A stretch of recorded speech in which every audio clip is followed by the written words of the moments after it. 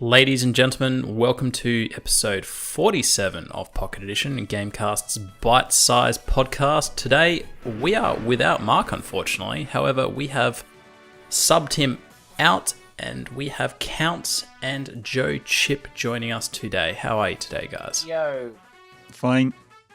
I know we just previously covered in the newcast what we've been playing, but how about what we've been doing outside of video games? Anything interesting?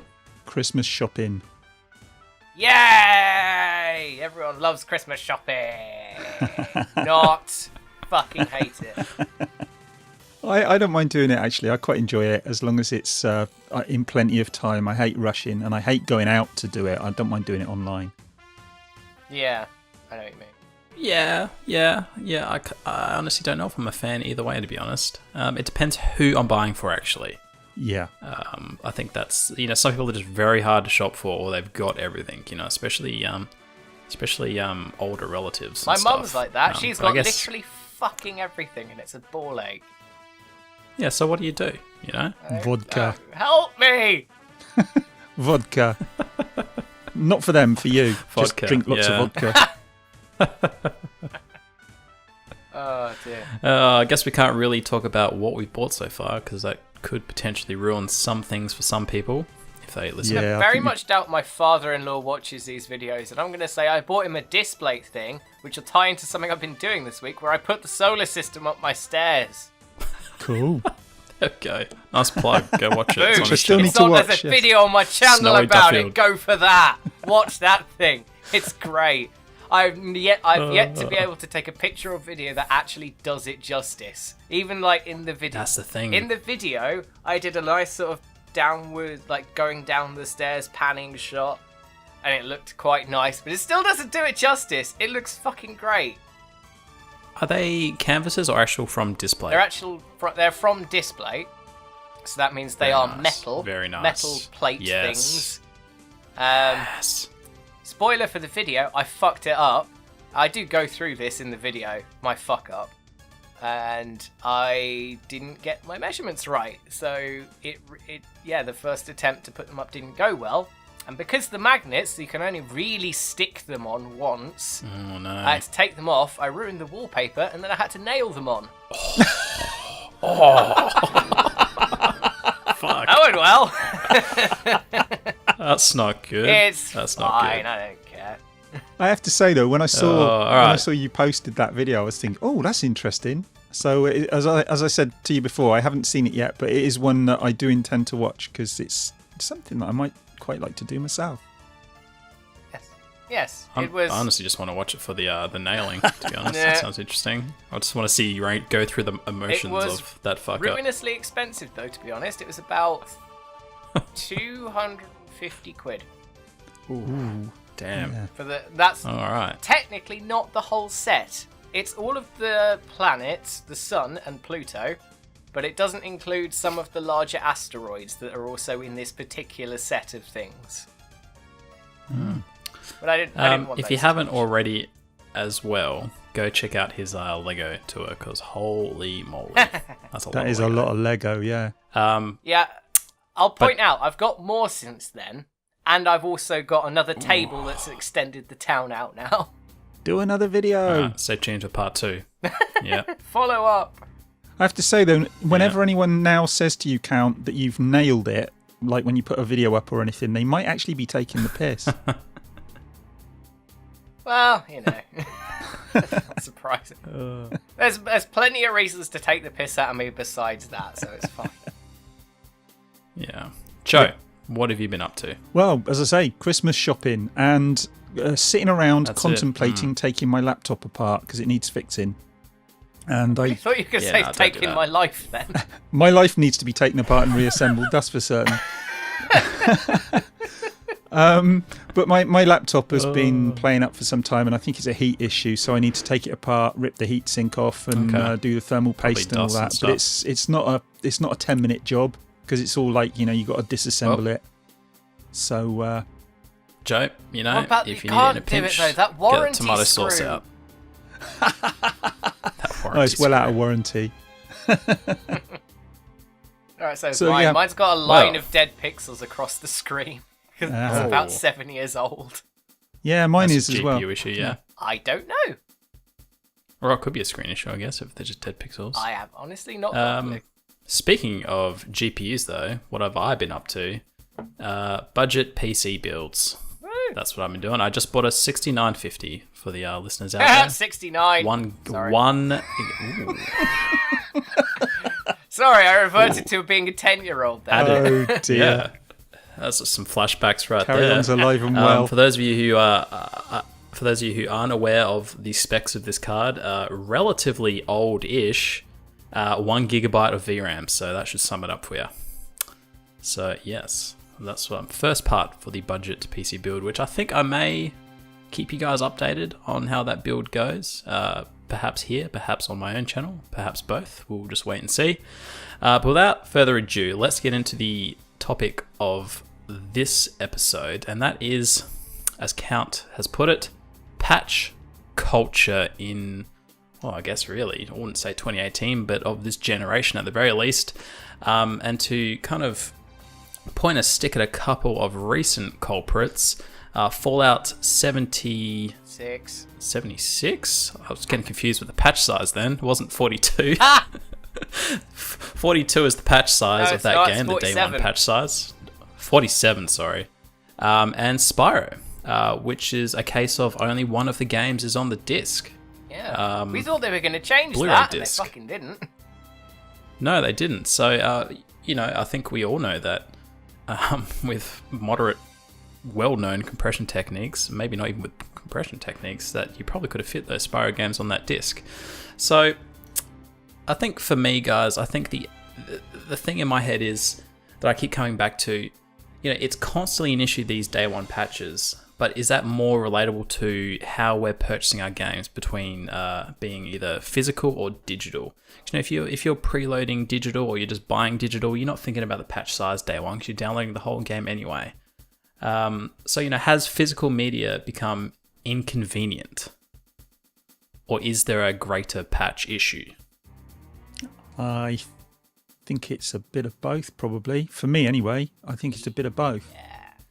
I think, we like to have convenience. I mean, look what happened with music. A few years ago, everyone had CDs, and now everybody virtually has moved over to digital, and not even digital, streaming. And so, that's the way it went there. And I think we're only seeing that coming into play now with games, and I think that people they want the convenience. I mean, I do. I still like physical media, but if I see a game at a reasonable price digitally, I buy it. So I think convenience-wise, it's a real easy sell to get people to buy digitally. Most people anyway, and then there's exceptions to that. Yeah, absolutely. I think... Does that nullify patches for you though, Joe? Like, would you even care if there was a 10 gig, 20 gig patch on a game that you were intending to buy digitally anyway, if you had reasonable internet? I think it's still an issue because obviously you're talking about hard drive size, and I know this comes into play whether you're buying digitally or whether you're buying, a physical copy, because you still have to install the physical copy these days. It's not like in the old days we just plugged it in. Yeah, it goes onto the hard drive. Yeah. Joe, I mean, in relation to hard drive size, I get what you're understanding, how hard drive size is at a premium. But, when we're talking about day 1 patches, it's not so much of something that's necessarily optional or avoidable. Like that, it's either it came in a day 1 patch, or that size of the additional information to the game was added on before its release. So I feel like it doesn't really nullify it in any way, shape, or form. I feel like that size or increase in the game is going to be present when either before or after. Yeah, so I mean, basically the game's going to be the same size regardless. So whether it's a patch or not is kind of neither here nor there if you're looking at it from that perspective. The problem for me though is that you get the day 1 patch, and often, I mean, you're talking about Fallout 76. I mean, this patch you're getting for Fallout 76 is enormous, and given that the track record we've got here, there's a good chance we're going to get further patches as well, and how big are they going to be? And okay, some of those may overwrite some of that code, and in which case they may not be that much bigger when they're installed. But you can, you can bet that the games are probably going to grow as time goes on. See, with these things, it depends on the platform that it's on as to how egregious I find it. If it's on the PC, I don't mind, because I personally have 4.5 terabytes of storage on my PC, so that's fine for me. But on the Switch, yeah, on the Switch only has I put a 64 gig SD card in it, so that's got, what is that? About 64 plus 16. I thought it was 32. Is it? Oh fuck, maybe. 32. Probably So is. about 96 gig of space on the Switch is not a huge amount, but most of the games you buy digitally there aren't that big anyway. yeah. Well, unless you're buying all but your Nintendo games as well, which are, Yeah, but there's no point doing that, and I will get onto that in a second. And then also the PS4 I find particularly egregious, because that's only got a terabyte of space, and a lot of the games on that are pretty fucking huge. Yeah. Like Destiny 2. Yeah, mine's actually only being 500. 70 odd gigabytes. Fuck you, Destiny 2, when they gave that away with... what did they give it away with? They gave it away with PS Plus a couple of months ago. And it's 70 gigabytes to download. Well, That's I've got nearly a tenth of the space on the fucking hard drive. I've got a 4 terabyte hard drive plugged into the Xbox, and you talk about no games on the Xbox, but it's full. Yeah. It's absolutely full.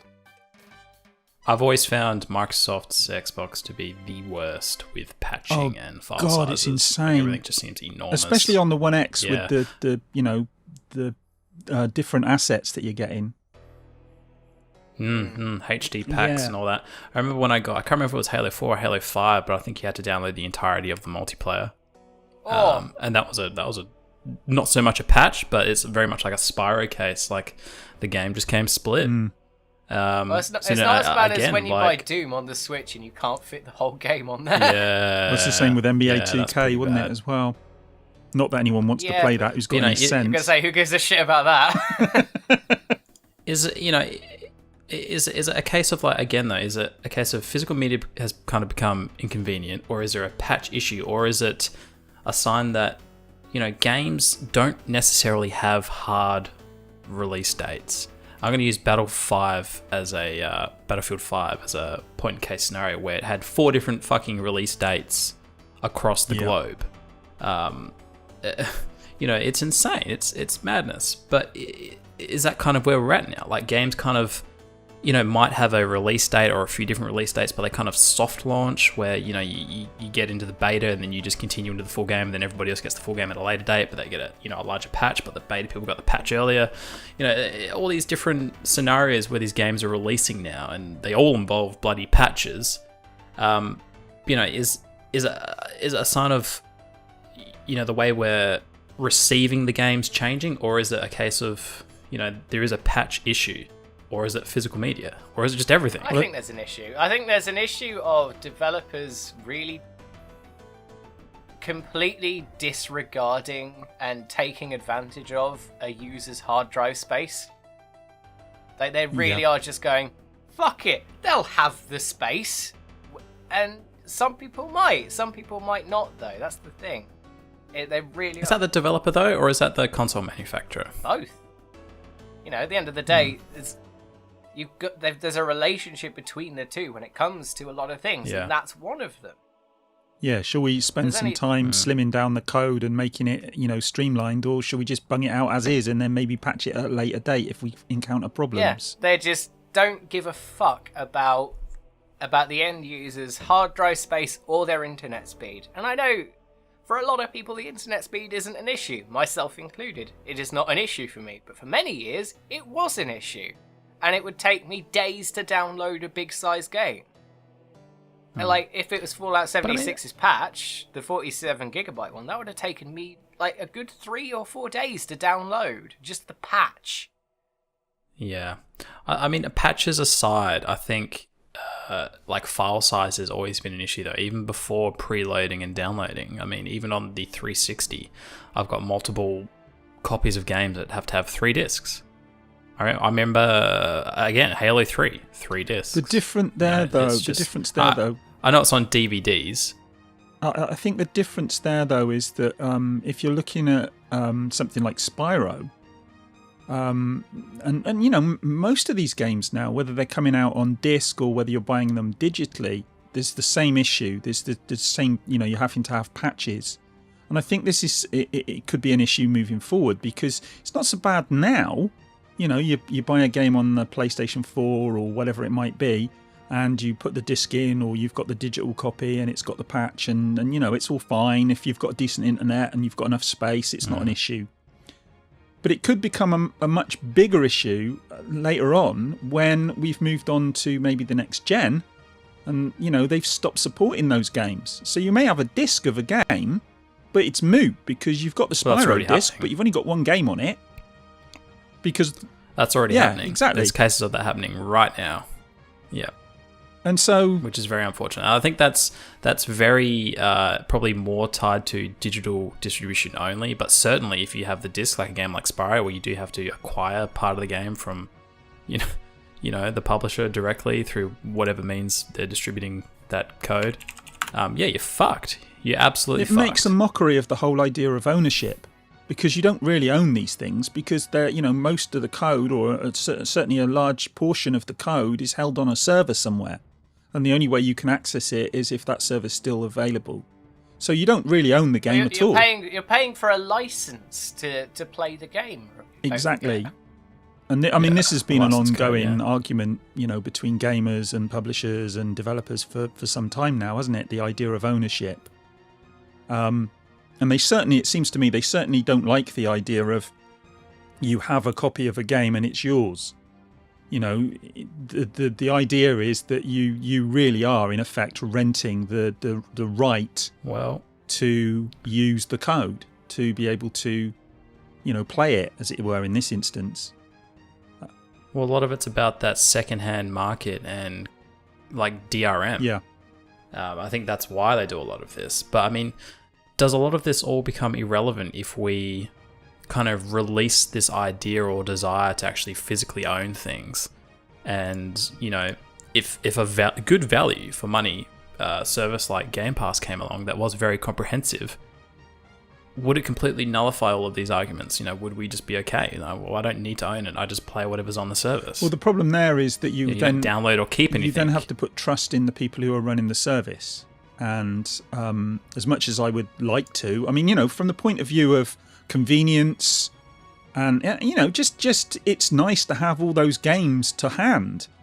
Something like Game Pass is a great idea from that perspective, but you've got no control over what games you can access. If they decide to take it off, we were talking about this with Netflix earlier on. You know, you were saying, Count, that they've taken some films off, and you weren't happy about it. We've got no control over that. If you own a disc of the film, you can put that on and play it whenever you like. If you sit down with your mate to watch a film and you've got it on Netflix, and Netflix have decided to take that film off, then, you know, you can't access that film anymore. Then, you know, you're tough, basically. So you've got to have a different way of thinking, because you certainly, whether you're buying it on disc or whatever, you certainly aren't owning it anymore, and you certainly haven't any real control over the distribution of these things. No. But I think the change in thinking with like the subscription services is like, yes, things go, but new things come as well. You know, you sacrifice kind of stability and something always being there for the next thing around the corner. Well, the other thing, that the flip side of that from a positive perspective is, you know, before Netflix and before Game Pass and the, you know, this is where, you know, the direction of travel is towards, in effect, a rental service.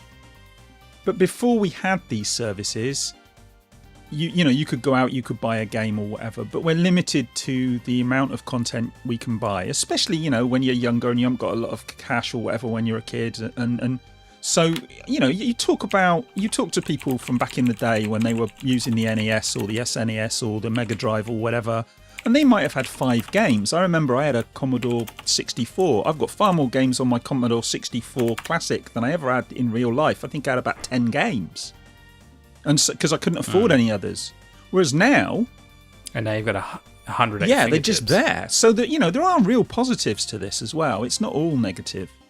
Yeah. See, here's the thing, though. I'm going to bring up a counterpoint. I bought Spyro the other day for PS4. You know why I bought... Would you like to know why I bought it on disc? Go on then. Because it was a $5 cheaper than buying it on the PlayStation Store. And that's the big problem, because what's going to happen is, it's like, I think I mentioned this in a previous video, I think I might have been talking with you, Count, years ago, when they deregulated the buses, all these different bus companies came in and started trying to run bus services. And so what happened was the bus company in my town cut its prices. They slashed its prices until they put all the other guys out of business. And once all the other guys went out of business, their prices went up. So once you get rid of the physical media, do you really think that, I mean, they're already more expensive, but I actually think that maybe the prices will go up even more. Once you cut down on competition, then there's no reason to keep your prices down. Or at least fewer reasons to keep your prices down. But it's the same with Switch games. I find myself buying a lot of Switch games physically as well, because the retailers are pricing them lower physically. Yeah. I think they have to be more competitive this is now, a particular though, issue with the Nintendo first party stuff. The indie It's almost... stuff is less so. Like with things like Octopath Traveler, it was cheaper for me to get it digitally than to get it physically. But with a lot of the Nintendo first party IP specifically, it's never on sale on Nintendo's store. If it is, it's for a shit discount anyway. And it's just... it's cheaper to just go out and get a cartridge. Yeah. And I've started buying more physical copies as well, again, because of that. I mean, there's other reasons as well. But it's weird. It's one of those things that you'd think we'd be moving away from it, but the way that the market is going is pushing us back to physical media in a way, in some ways.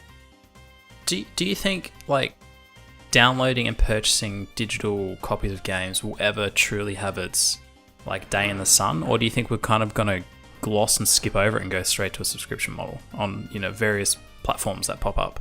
I think it's kind of probably on a subscription model.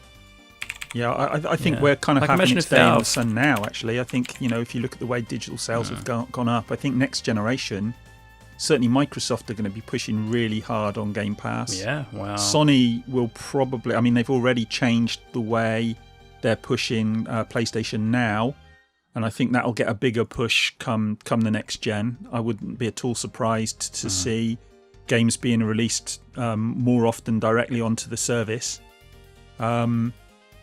So I think that at the moment, digital is certainly overtaking... I think it has overtaken physical sales. But I don't think it's going to last. I think it's just a stepping stone, if you like, to rental. Yeah. Things like Game Pass subscription. Yeah. And I think if you look at Steam, I think Steam will probably look at doing something like that down the line as well. They're going to have to because... I mean, I'm surprised they almost haven't already. Yeah. Could you imagine that? The largest catalogue of games in one spot with a subscription service? Like, fucking very hell. tempting. I mean, you can see, if they see that there's cash in it to be done that way, then of course they're going to move that way.